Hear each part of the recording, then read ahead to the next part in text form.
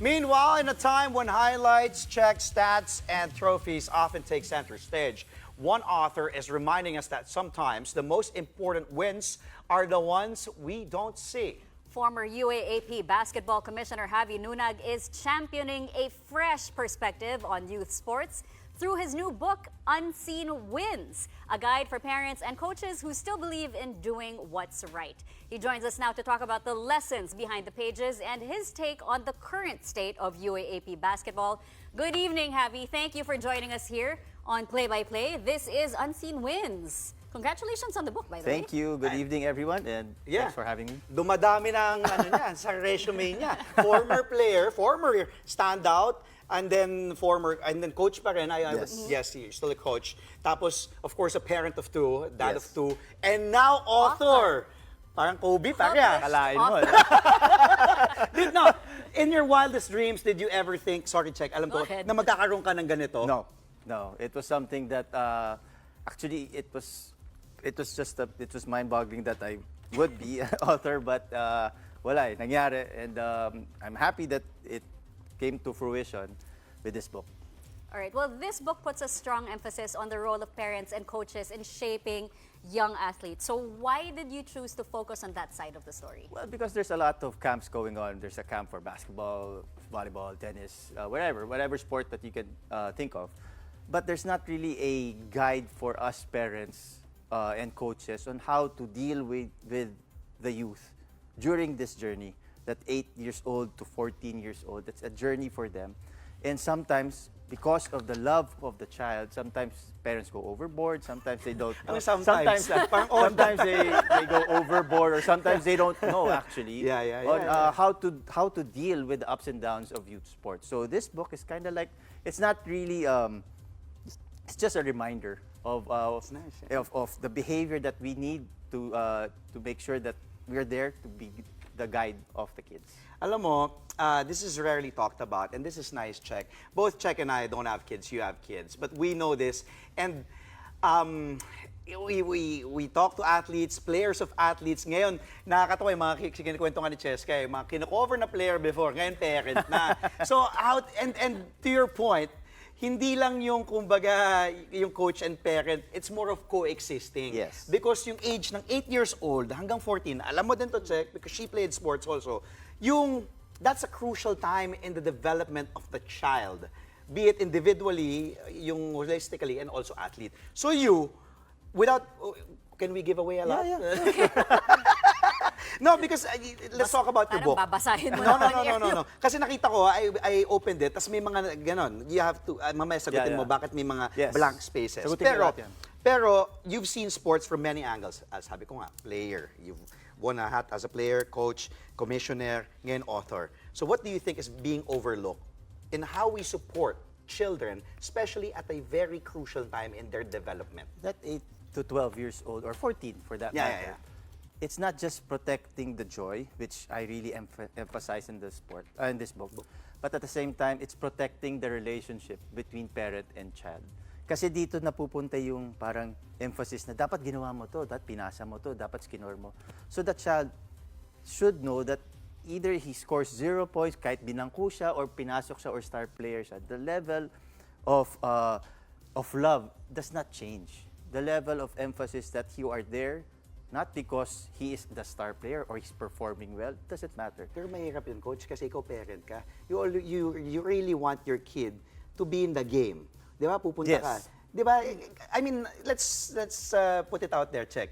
Pag may kid tayo. Pagkabangko. Oo, ako. Pagkabangko. Di ba? Parang, coach, gamitin nyo naman. Correct. Di ba? He may not be the next Kiefer Ravena, third year Ravena, Kiefer Alas, or whatnot. Pero gamitin nyo yung anak mo naman. But at the same time, they should also fight their own battles. They should know bakit siya binangko.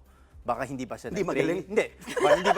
Hindi ba siya nag-training or patamad-tamad siya sa training? There are a lot of aspects, not just binangko siya just because gusto siya bangkuin. So there are aspects that the kid needs to fight his or her own battles. Hindi yung kasi porket nanay ako ni Coach Xavy or ni Andre o tatay ako ni Andre na parang pupuntahan ko yan kasi coach ako. No. Kaya ginagamit dahil anak ni Andre, so at the same time, you're depriving them of problem-solving attitude, of problem-solving traits that it's vital, the trait is vital pagtanda niya. Right. Well, the landscape now is so different from our varsity days back in CSA. No, because we were not distracted by social media. Yes. We weren't distracted by, cameras everywhere or being streamed online. Correct. Yes, correct, You're yeah. curating highlight reels Yes, and all that, yes, putting your yes. best foot forward, Yes. posting your stats. How do you think point. that social media has changed the environment for young athletes? I'll give you a good example of that. Dati, nung naglalaro pa tayo lahat, the coach will tell the schedule, you should know the schedule. The athlete should know the schedule and the athlete tells the parent the schedule. Oh, ma'am, may game ako ng Sabado, 8 o'clock, dito sa CSA, like that. Nowadays, it's the parent telling the kids, because of the Viber groups and everything, the parent tells the kids what time the call time is, where the game is, anong uniform nyo, like that. Is that a bad thing? You're depriving them of responsibility. Yes. Okay. It's Just to it's clarify, not yeah. it's not the parent who's going to play the game. It's not the parent who should follow the call time. It's the kid. So how will the kid know? How will the kid be responsible enough to know their schedule pag galing sa magulang? So they're relying on the parent. So that alone, that Viber messaging, everything, it changed the responsibility. As I have stated in the book, that we should give them more responsibility because being an athlete, being a varsity athlete, is a commitment. That commitment comes with responsibility. Just a simple thing of call time, knowing from your own coach, not from your parent, ma, ano yung game po? Hindi pwede ganun.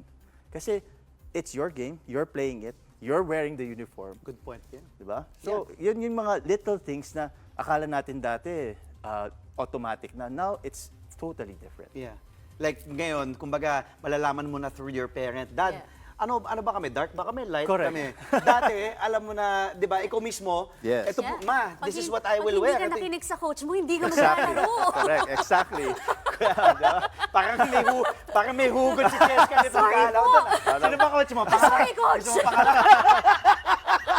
Pare, eto, we wish we had more time, coach. Pero you served as a commissioner. Ito, bago tayo pumasok sa UAP, mabilisan lang yung current landscape of UAP. Bakit po may mga blank dito? It's a pause and reflective page, making sure that this is a reminder of how you behave or what you need to fix or what are you doing right. So may pause and reflect pages to make sure that you write it down and mabalik-balikan mo siya. Okay? Ito po, yan. Yan. What we're seeing right now on your screens, and this is different for a book na, it's sort of parang diary, parang, di ba? Yes, Journal. it's actually an easy read. It's a thin book. It's an easy read for parents because our situation right now, we're all busy. But at the same time, it's making sure that you know what Yeah. you're doing right Yeah. or you know what you need to fix. Yes. Coach, mabilis sa pasada. Nabanggit ko nga, what a great time being the commissioner in the UAP, especially in a difficult time, pandemic time yun, di ba? Pero it was also a great time for you. But here, it was a very competitive era in UAP basketball. How do you view the current landscape now of the league? Congratulations, by the way, to the new commissioner, Jai Reyes. Okay, go. All 8 teams are competitive. All 8 teams can win the championship. The talent right now is incredible. You talk about the defending champions, UP, not far enough. Lasal, Ateneo, gumagaling na ulit ngayon. Adamson, always surprises. USD is also there. So lahat yung 8 teams, NU, UE, lalakas na nila ngayon. That's what makes it very, very Yes. predictable and fun also. And as we take a look at some highlights here, when you were the commissioner, will we see a little bit of continuity with the program, with Jai? And I'm you? sure that Did you Jai knows the league in and out. He played also. So Jai it's naman. also a welcome development that former players tend to become the commissioner because they know the pressure. It comes when the UAP arrives. So I'm very sure that he's going to do a good job. Tanda na natin, di ba? Dati player lang si Teka Jai. Ngayon, commissioner Oo, na. naman tayo eh. Okay. Dat na naman usapan. Okay, Wait, check. before we let Javi go, where can our viewers get a copy And of how much? Unseen Wins? Right now, it's in Amazon.com, and then next week or 2 weeks from now, it will be available locally at Bookstores. 600 pesos. Bookstores nationwide. Website muna, website. Website muna. Website muna. Pero where can they get muna sa Amazon? And Sa then Amazon.com. next week. Eventually, in 2 weeks, we have a website to so that you can purchase. Sorry, the book. Coach, how much? For local, 600 pesos. 600 pesos. All right. Thank you so much for joining us, former UAAP basketball commissioner and now author of Unseen Wins, Xavy Nunag.